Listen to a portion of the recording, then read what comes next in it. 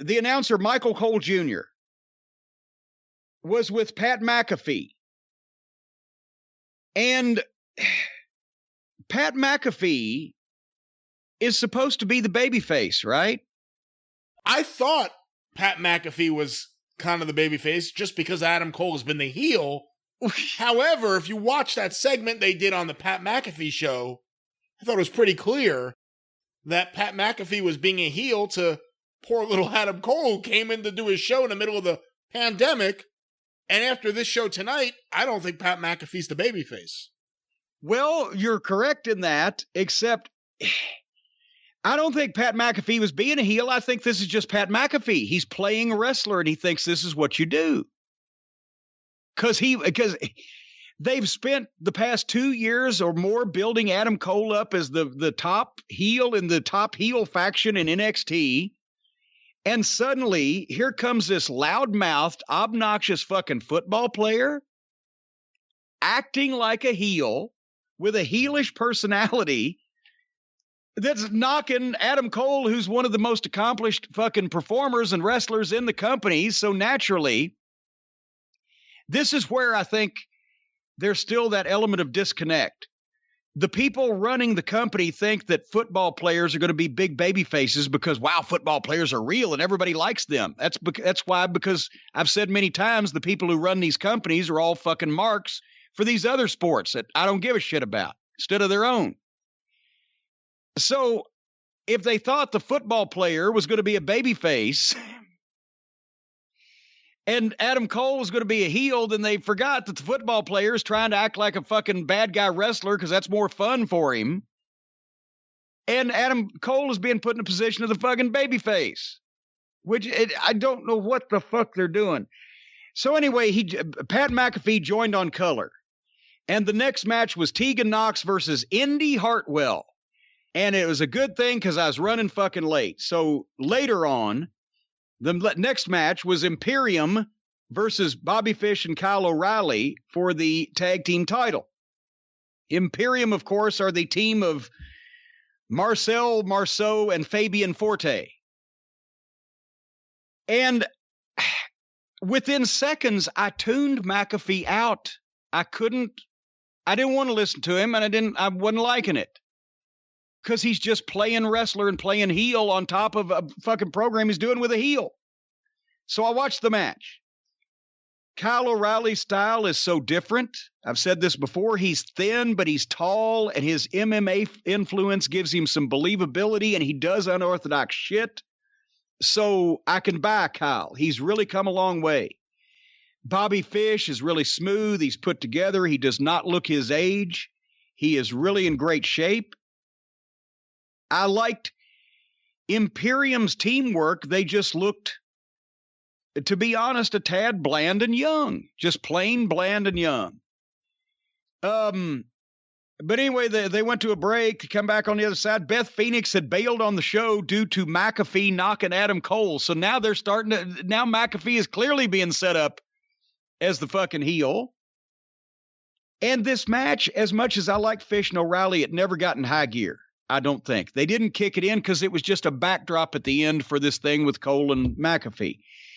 They did simultaneous Cole tags after the heat on Bobby Fish, so they weren't even trying at this point. Kyle's double dragon leg screw was a bit far-fetched, where the partners had to hold their own legs so he could double legs. It's like block the kick and hand it to your partner, and hand it to his partner, and he's just going to grab it. I don't know what the fuck that was about. O'Reilly did a great Bobby Eaton style knee drop off the top rope and held a leg bar forever, while Cole went to tell McAfee off and then threw the water bottle on him. And then here's the thing. This is why I've been saying this.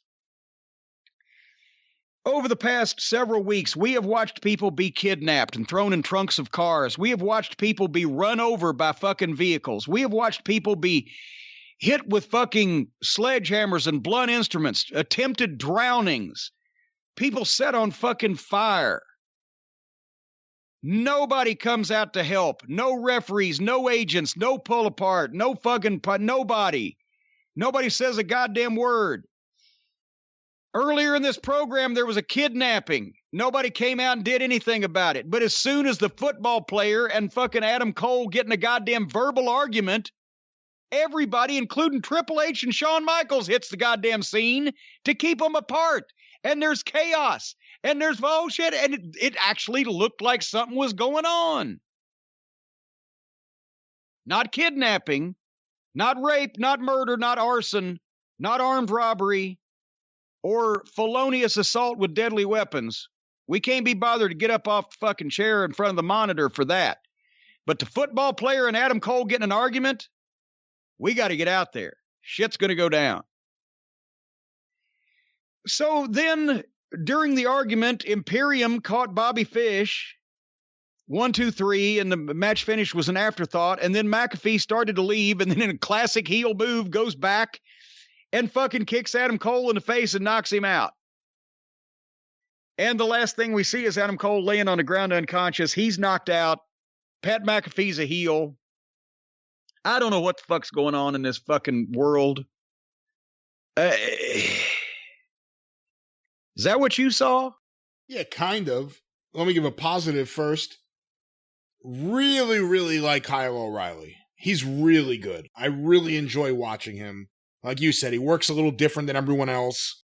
But I'd really like if they had more Kyle O'Reilly on these shows.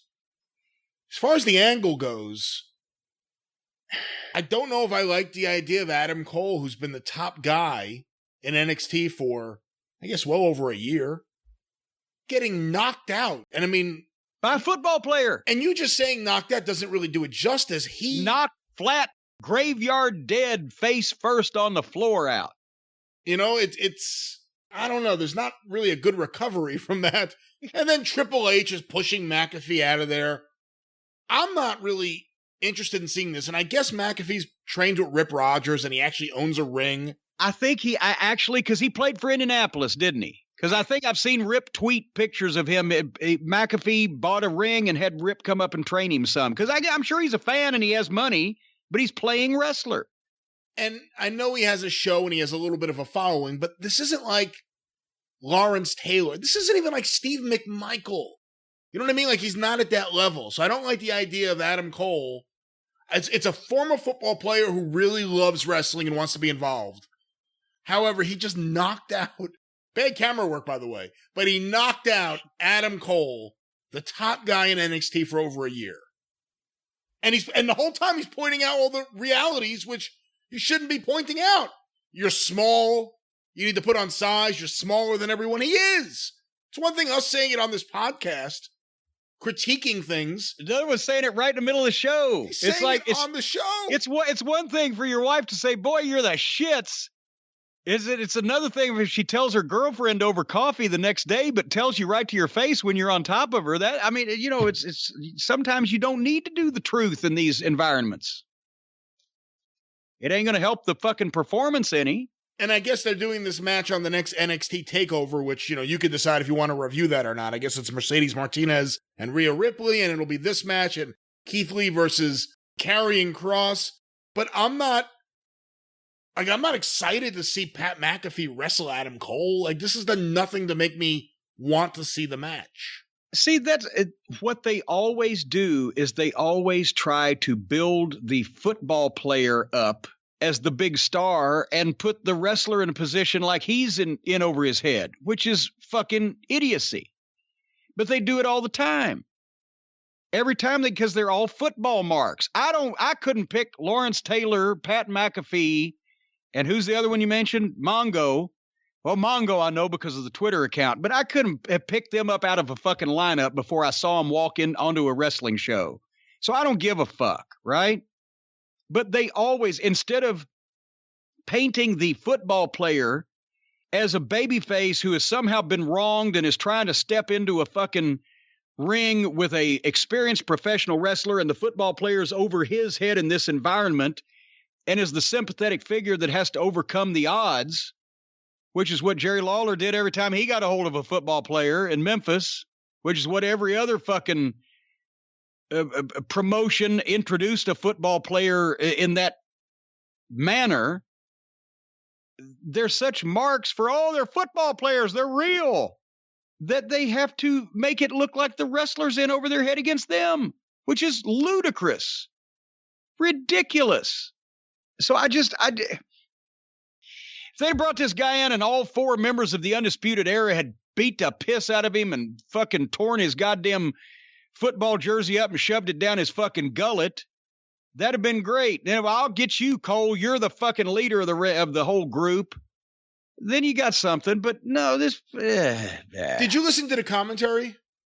I tuned him out. I couldn't listen to it because it's just on and on and on, but it's just constant heel fucking wrestler lines. Well, you missed heel wrestler lines. You missed Beth Phoenix walking out because she. Well, then no, that's why I mentioned that. That was after the break when Beth left because the fucking babyface football supposed to be babyface football player offended one of the announcers by talking bad about the heel. Well, she walked out. She walked out. She's not even there. She walked out of her living room into her fucking bedroom. Yeah, she's not even there. She's working from home. It's all people who don't understand anything about the basic logic of wrestling trying to put wrestling together on all the programs.